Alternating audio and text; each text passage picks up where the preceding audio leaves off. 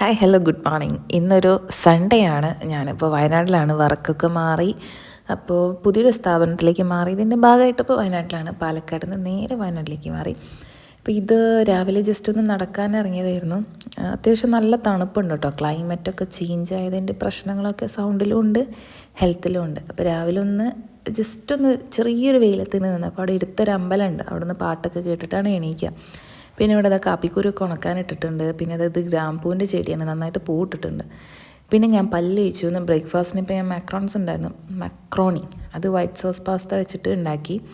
Just ഒന്ന് ചൂടാക്കി എടുത്തു. വന്നിട്ട് ബട്ടറിൽ ടോസ്റ്റ് ചെയ്തു. മൈദ ഇട്ടിട്ട് ടോസ്റ്റ് ചെയ്ത് പാലൊഴിച്ചൊന്ന് സോസാക്കി എടുത്തു. അത്രയേ ഉള്ളൂ, ചീസൊന്നും ഇട്ടിട്ടില്ല.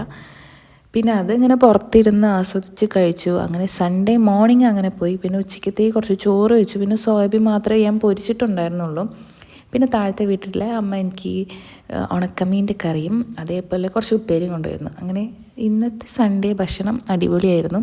പിന്നെ ഞാൻ കുറച്ച് നേരം ഫിലിമൊക്കെ കണ്ടു, കിടന്നുറങ്ങി. എണീറ്റതിന് ശേഷം വൈകുന്നേരം ഒരു കട്ടനും 2 ബിസ്ക്കറ്റും കഴിച്ചു. പിന്നെ ഈ സൺസെറ്റ് നോക്കി ഇങ്ങനെ ഇരുന്നു. അപ്പോൾ ഇതായിരുന്നു ഇന്നത്തെ ഒരു സൺഡേ.